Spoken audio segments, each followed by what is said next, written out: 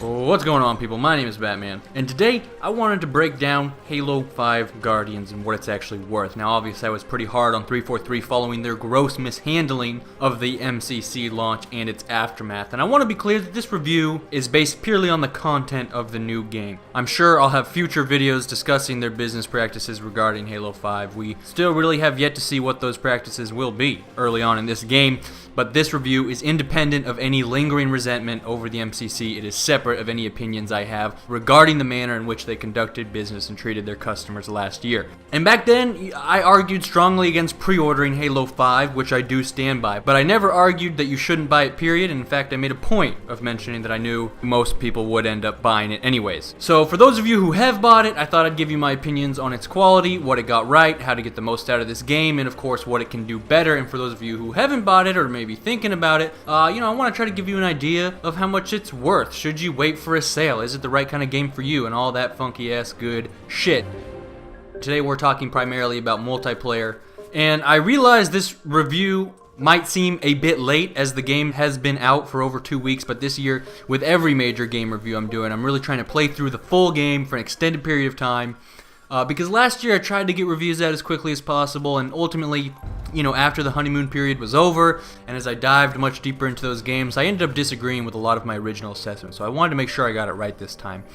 The key thing you have to understand about Halo 5 is that it's kind of two games. You have Warzone, which is a sequel to Halo 4, right? It's got the rec system, which serves as a sort of class customization mechanic and a score streak reward mechanic, and then Arena, which is a sequel to Halo 3. And this is pretty cool. It appeals to two very different types of players, and for players who appreciate both of those very different formats, it adds some replay value because you can kind of bounce back and forth between both when you get tired of one or the other. Now, the beta only featured the arena gameplay, and you'll recall that back then my chief complaint was that, okay, it's a decent game, but it doesn't really do anything we haven't seen before. I argued that it needed more innovation. It needed to go farther in providing a unique and fresh experience, something new that we haven't seen before. And Halo 5 accomplishes that with Warzone and the new rec system. Now, I have very mixed feelings about the rec system. As a progression system, I really don't like it because it's a completely random system, and that really cheapens all the unlocks, right? Emblems, armor pieces, gun camos, and such. What makes these sort of customization pieces fun in most games and past Halos is that, one, you get to show off some accomplishment or skill or how many credits you've amassed.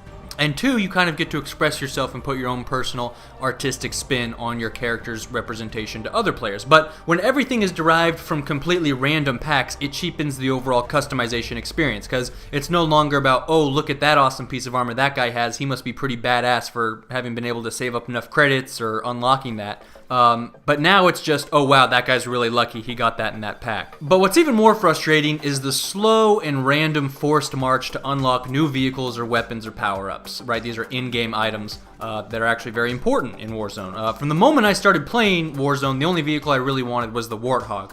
But it took me literally weeks to finally unlock that because it's totally unrandom, which was very frustrating. And in the meantime, I unlocked a bunch of shitty stuff I didn't actually care about, random weapons and vehicles that I didn't actually want, and that's extra unfortunate because when that shit starts taking up slots, when you open your pack, it's like a slot wasted, right? For instance, in the very beginning, I had the tank and the ghost unlocked, and every pack I opened would give me a bunch of those, but then I unlocked the Scout Warthog, which doesn't have a turret, and then suddenly, that's taking up the slots of what used to be ghosts and tanks. So by unlocking that, I'm getting less of what I actually want and more of just this useless, I don't want to say useless Warthog, but this Warthog that I don't really have much use for. And it's annoying, and it's like I'm disappointed every time I unlock something new that I don't actually want because it's going to get thrown into the mix of, what shows up in the random slots when I buy a pack. Randomized systems in gaming in general are shitty, and this one especially, I feel like it inevitably brings a lot of frustration and disappointment. Half the time you unlock something, you're disappointed you unlocked it. That's not how you should feel when you unlock something.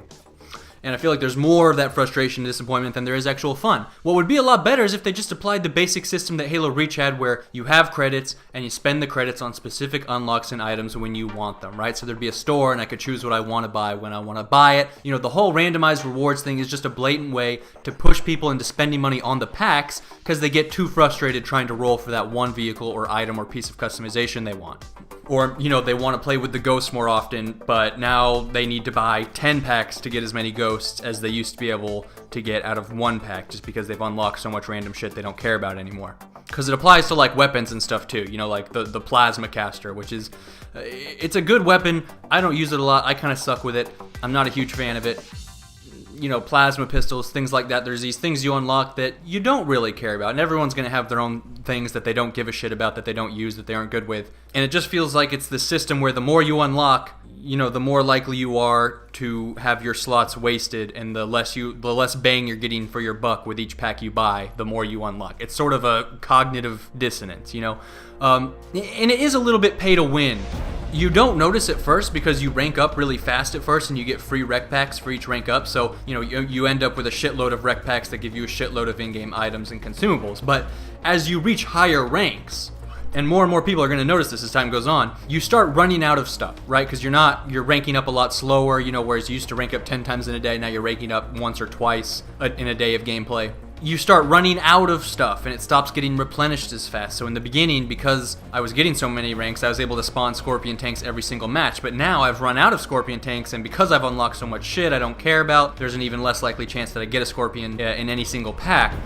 And now I'm getting a shitload less packs on top of that, so I'm only able to spawn a tank every few matches now, if I'm lucky. Whereas the guy who drops some money will always be able to spawn several tanks every match, right? And that's textbook pay to win. But it will only be truly apparent to people after a larger section of the player base has reached high rank. So I don't think it's super greedy on 343's part. You know, I'll be very frank with you in telling you that they won a lot of brownie points with me when they announced all the DLC would be free, but I do think this system needs some significant tweaking going forward. However, as an in-game mechanic, it is a really cool score streak and class customization system. You know, how I typically judge a game's quality, as I've talked about before, is by the diversity of experience it offers, right? You know, how many different ways there are to have fun, and the intensity of those experiences, so how much fun each experience is. You know, diversity of experiences multiplied by the intensity of those experiences gets you your total replay value. Total time spent on a game having fun is where you determine its worth. And Warzone, through the rec system, is able to offer a much wider array of intense experiences that are much more consistently available and attainable than has ever been the case in Halo before. The variety and intensity of experiences in Halo 5 is a significant improvement over past games. It used to be only certain maps had certain vehicles, and if you were lucky, you got to them first. But a lot of the time you didn't. You know, it was real hit or miss. And that vehicle would respawn once or twice throughout the course of the match. And so yes, you know, playing with a Banshee or whatever vehicle or power weapon was a very unique and deep gameplay experience, you know, and it added replay value, but that replay value was limited because it wasn't always an easily or consistently accessible experience. You know, every now and then when you were in the right place at the right time, you got to play with the Banshee or what have you. But you were never really able to say, you know, today I want to play the Banshee. You know, I want to experience that part of the game. Today I want to experience what it's like to be a sniper in this game. You weren't able to choose when you experienced it, and you weren't able to experience those parts of the game as often as I think a lot of us would have liked. So the overall replay value that has always been inherent in Halo's power weapons and vehicles was sort of restricted, right? And I think Warzone and the rec system fixed that. They really capitalize on those gameplay experiences in a way that past Halos haven't been able to. How it basically works is you earn points by killing bad guys or capping objectives or what have you, and as you earn points, you unlock levels. So, you know, you unlock rec ranks. So, you know, at level 3 a ghost is available, you get your ghost and you use that to work your way to level 6, and at level 6 a tank is available. And what's cool is it doesn't reset on death, so it's just about doing as much for your team as possible, as fast as possible, which I think is a preferable system to the score streak system you have in a lot of games, most notably Call of Duty, where, you know, so much of getting that streak reward depends on staying alive as long as possible. And then that not only, I think, discourages objective gameplay and discourages fun, fast-paced, exciting gameplay, and in a lot of ways discourages you from playing how you want to play. And it's sort of, you know, if a lot of the replay value in a game like Call of Duty is derived from those kill streaks and the fun experience of playing in those kill streaks and accessing those parts of the game, it's much harder to get to those, and it's much less often that you get to experience those. But with this new score streak system, that's not a problem. You can play however you want, and you get to experience what you want when you want, but it's able to keep it balanced because there's still a recharge time. So, you know, in the beginning, I'm going as hard as I can to get to my tank as quickly as possible. I'm sure for other people, it's about getting to the sniper, which is also rec rank 6, whatever else. Again, there's so many different options, power weapons, vehicles. Everyone's going to be going for their own little setup. People are going to have their own little strategies where, like for instance, my basic one right now is get to my ghost, use my ghost to get to my tank. Other people will have their own, I'm sure, get to their saw and then use their saw to get to their banshee or whatever. But so when you deploy these weapons or vehicles, there's a recharge time depending on how high a rank the vehicle was. So if you're at rank 6 for a tank, you deploy the tank, then you have to wait for all 6 of those ranks to recharge. It's a considerable amount of time, but you still have the possibility of playing a tank again at some point in the match. So it keeps it balanced in that people aren't just spamming tanks up the ass or whatever, but it also means that people get the chance to experience these parts of the game much more often than they did in past Halos, and it's a score streak system that allows them to experience these parts of a game with a consistency that isn't available in other score streak systems we've seen. So it's like if you reach rank 6, it's not this one-time reward where, okay, I spent the whole game working for this reward and then it got shit on right away. And I rarely ever get to play with it anyways, and the one time I did get to play with it, I had it for 30 seconds. That's something that pisses a lot of people off, including myself, in a game like Call of Duty. But now in Halo, you can use your super cool vehicle or weapon every single match, multiple times a match, but it stays balanced with the recharge time. It's a very clever score streak system, one that other games like Call of Duty and Battlefield I think should take a serious look at, because now if you want to play a sniper, if you want to dive deeper into the sniper experience, you can do that. If you want to play air support, you can do that. If you want to run the Spartan laser and play on vehicles the whole match, you can do that. It takes what used to be, 30-second fun experiences from past Halos and really turns them into a full match. And what's cool is that they're all available in every match. There's also a lot of interesting sandbox tactics you can employ. For instance, you can spend ranks on power-ups too. So I had my girlfriend spawn a Warthog, and then I spawned in with damage boost, and I got on the turret, and we ran around in that thing and fucked some shit up, right? It's a system that actually allows you to customize your experience, and the better you do, the more customization options are available to you. So it incentivizes playing well. It incentivizes playing the objective. It rewards you nicely. You get to customize your rewards. You get to customize each experience.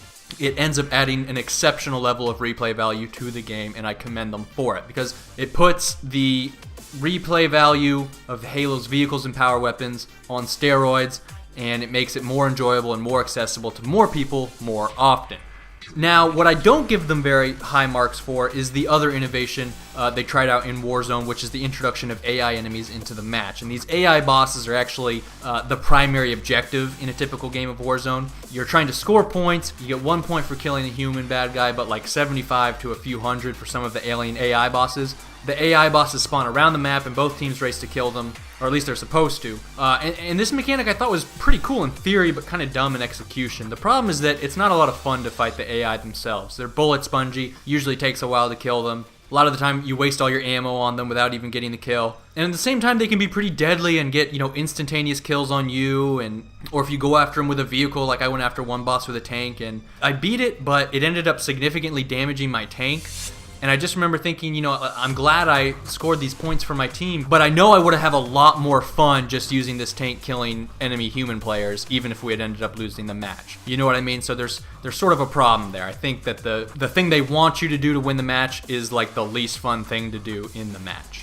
And if you're fighting on the ground, it's kind of like, Destiny, pop out from cover, shoot the motherfucker, do some damage, then pop back behind cover. The bosses themselves don't have very interesting mechanics, other than the fact that some of them are like banshees or vehicles or what have you. And it is fun to get into fights with the enemy team over who gets to kill the AI, like when you're all scrambling to gain map control over an AI boss who's not even trying to be controlled. It creates some interesting fights, but at the same time, it feels like it's just one team who even bothers to show up and fight the AI boss. It seems like a lot of people just have more fun fighting human enemies, and understandably so they don't even bother with the AI. They're like, I'll let somebody else handle that, and I'll go try and take command posts or whatever, which isn't a bad mentality, but the problem is everyone has that mentality, it seems like, or at least the vast majority of players, because that's what's fun to do. It's fun to kill enemy human players and take bases. It isn't as much fun to go hunt bosses by yourself. Or a lot of the time, maybe the enemy team might want to kill that AI boss, but their only spawn point is on the other side of the map, and they obviously can't reach it in time, so they don't even try. And the result is that a lot of the time you show up to the AI boss and waste a few minutes of the match trying to kill him by yourself, and it's just sort of uneventful and monotonous. And maybe you get a Goshawk and you spend the whole match running from AI boss to AI boss, and your team wins because of it, because you killed all those bosses, but it's just not as satisfying or exciting as fighting the other actual team in their bases and shit. And there's nothing more annoying than wasting a bunch of time trying to kill an AI boss only to have it kill you and then have the kill stolen by the enemy team. And after that happens once, you're pretty much done fighting AI bosses, because fuck that shit. And even when it does go as planned and both teams fight over who gets to kill the AI boss, it's fun, but it's not necessarily that much more fun than any other aspect of, fighting human players or taking their bases. It would be just as cool if instead of an AI boss, there were just like a King of the Hill type objective right there, what have you.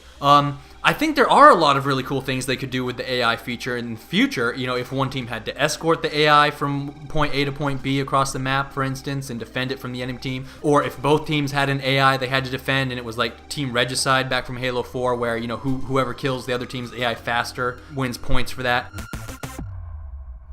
There are a bunch of different mechanics that I think would add a whole lot more to the gameplay than just this sort of stupid race to kill the AI first. And there's actually a second game mode, Warzone Assault, which doesn't have the AI, and it's a little different in that it's sort of like Rush from Battlefield, or what it's really like is Gardens and Graveyards from Plants vs. Zombies, if you've played that. There's a lot of room to have a lot of fun in that game mode, but they need to capitalize on it in a way they haven't. You can kind of tell it was just sort of tacked on at the end. It's on the same maps as regular Warzone, but they just, set it up slightly differently. So they set up the spawn points slightly differently, and the objective is slightly differently in that you're fighting for one base at a time. And that could be a lot of fun if they added some various mechanics to it, or they made the maps a little more dynamic, or if they were able to incorporate AI into that. But for right now, in general, I think Warzone, it is a lot of fun, but there's also a lot of room for improvement, and I hope they take advantage of that in the future. But of course, that's only half the game, the Halo 4 half, and the reason we're not seeing a Halo 4 sequel exclusively is because Halo 4 had a very mixed reception. A lot of people did like it, but many series veterans were less than enthusiastic about it. In fact, Halo 4's population fell so low that for a while it had less players online than Halo 3. A much older Halo title, which is the first and only time that has happened in the Halo series. And 343 acknowledged this and made a point of saying, during their marketing and advertising, hey, with Halo 5, we're bringing the game back a little closer to its roots.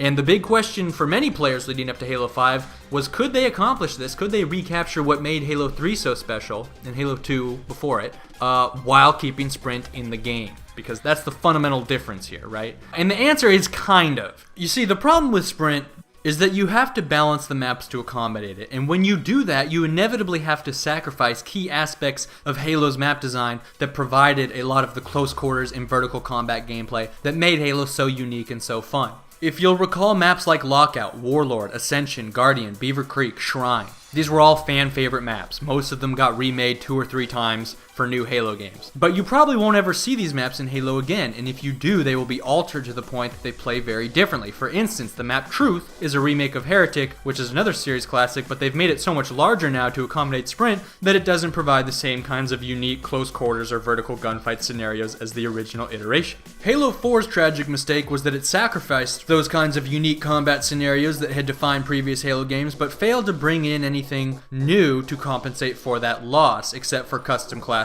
and kill streaks, which ultimately annoyed series veterans just as much as Sprint. Halo 5 doesn't make that same mistake. The addition of Clamber and the Thruster Pack allow this game to provide its own unique gameplay experience. I think there's a lot of fun vertical rushing routes and vertical flanks and finding clever shortcuts around the map and using those shortcuts as cutoff routes or escape routes.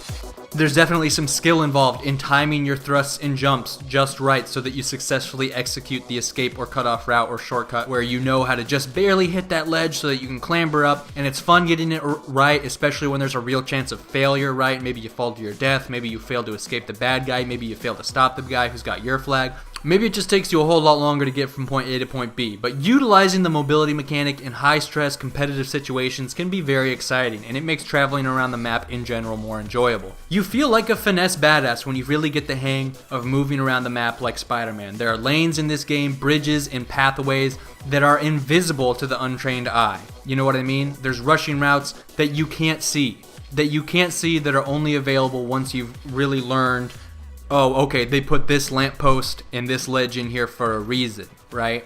And as you get good with the thruster pack, you can take advantage of them to run circles around your enemy and hit flanks and get to power weapons or objectives quicker. And it's a lot of fun gradually discovering and utilizing the mobility mechanic. You know, somebody will be holed up in a stronghold or in a power position, and you'll hit them from a flank or from some position they weren't expecting, and that's a lot of fun. Is sort of, you know, genuinely outplaying people by taking advantage of the enhanced mobility to move around the map in a new way.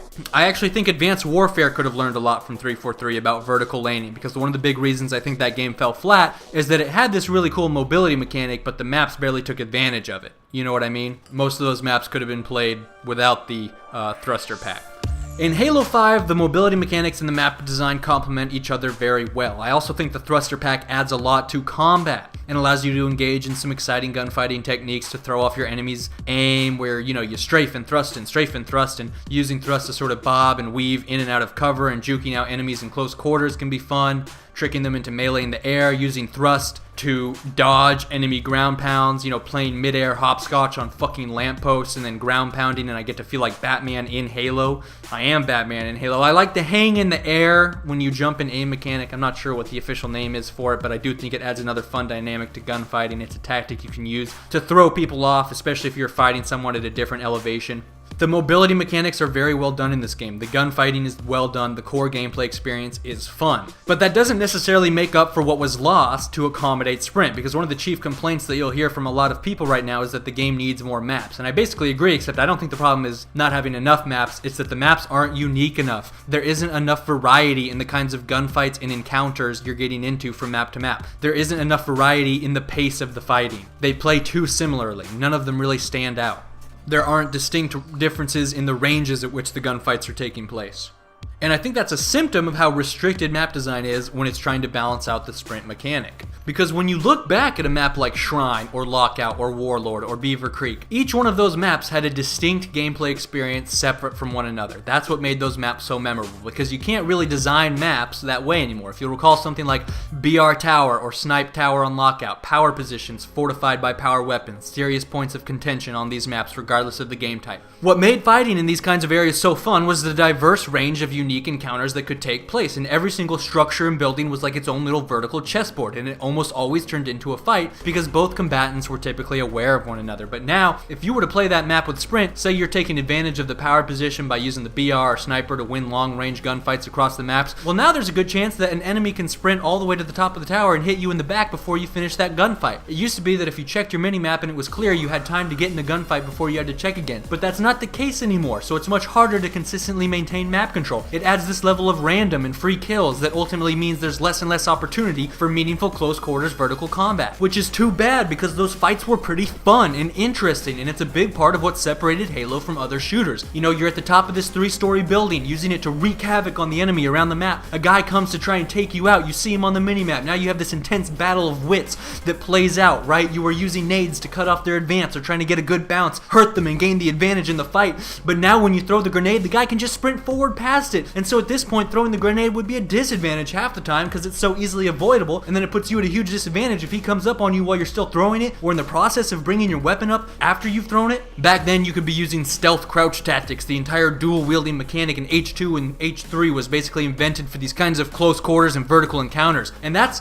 a whole unique chunk of the game that has to be taken out. With sprint, in general, it's really hard to properly time the grenades, because if the attacker just sprints right up to you without stopping, there's no way you can hit him with a grenade. Most people would figure that out right away, and that's what they do every time. And as soon as you start doing that, maps like Lockout no longer work because the tower is so small and you can sprint from the bottom floor to the top floor in a heartbeat. It's no longer about positioning and tactics so much as it is a clusterfuck of using sprint to close the distance with the enemy as quickly as possible.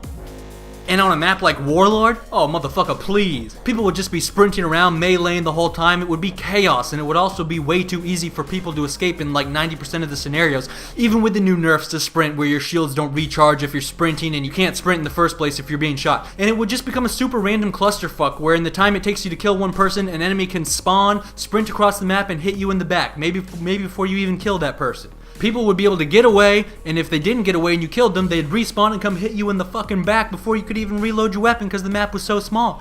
So you'd have to make the map a lot bigger, but then you lose what makes that map special. All those intense close quarters vertical gameplay combat scenarios on each one of those little 4 platforms and jumping back and forth between them and up and down and such, and, you know, fighting from platform to platform. And it's not that you don't have any of those kinds of tactics taking place, but not nearly as often or intensely. It's also worth mentioning that one of the main main reasons people wanted sprint in the game was so they could go faster, right? But if they have to make the maps bigger to accommodate sprint, well then you're not actually getting anywhere any quicker, are you? Because you're moving faster, but the maps are bigger, so you're not getting from point A to point B faster, right? Takes just as long on Truth to get from one side of the map to the other side of the map as it did on motherfucking Heretic back in Halo 3. It's just that now that you feel like you're going fast. It's just this gimmick. It's all in your mind. In a lot of ways, it's hard to describe what's been lost. But if you played the older games, you know what I'm talking about. Maps like Lockout and Guardian were defined by their vertical and close quarters combat, and that's been lost. We can't see maps like those anymore, and it's a heavy price to pay for sprint. But I'll give Halo 5 this, at least they kind of make up for it with their own mechanics in a way that Halo 4 failed to do. Now, I mentioned that people said there weren't enough maps in this game. Originally, I was hesitant to even review this game because in a lot of ways, it feels like it's still under development, like they're still building the game, which is kind of the case with a lot of games these days. Certainly, that's what we saw with Destiny. When it comes to Halo, it has received a lot of complaints about a low amount of content, which is kind of true, especially if you're someone who skips the campaign and focuses just on multiplayer. There's been a lack of maps and playlists. But my basic impression is that with the MCC, they got all the content out on time, but it shipped broken. With Halo 5, they avoided a catastrophic launch, but in order to do that, I think they had to put the brakes on some of the content, most notably Big Team Battle and Forge, right? Big Team Battle, we're getting pretty soon here. Forge isn't coming till December, I believe. Now, Forge is something they talked about pre-release, and it's pretty clear they're putting it on steroids this time around. It should be able to do everything it was able to do in past games, but they're also going to make it much easier for people to create stuff, which means they're going to create it much faster, which is really cool. That's supposed to come out in a mega update in December, which I believe is also expected to make significant additions to custom games, because those two things go hand in hand, and custom games is also lacking in its capabilities right now. And that's what I mean when I say it seems like the game's still kind of in development. There's this huge feature that obviously wasn't ready for launch. It's sort of being tacked on later at a later date for free. And the thing about Forge is that for the right person, for your Minecraft types, they end up sinking more time into that shit than the rest of the game combined. It's this catalyst. But really, what's cool for the rest of us, because I'm not a Minecraft type, I'm not a Forge type either, but what's cool for the rest of us is it's a catalyst for so much more. And what you have to realize is that it essentially acts as like an amateur mod kit available to the entire community. And in the long run, every player benefits. Back on Halo Reach, we got quite a few free DLC packs that were just filled with community-generated Forge maps. And the key thing to keep in mind here is that 343 has already announced that all of this game's DLC is going to be free, which again definitely wins some brownie points in my book. And because of that, I'm hesitant to be too hard on them for low content right now, when for that $60 you're also getting everything that's going to come out, and keeping in mind that with the addition of Forge you're probably going to see a lot more down the road for free. So as far as the amount of content goes, it's kind of low right now. You'll hear a lot of people say that, but in the long run, as the game gradually develops and grows over time for free, I think it'll reach a more appropriate quantity relative to the $60 purchase. Now again, that doesn't mean you're necessarily going to like all the content, but we'll see.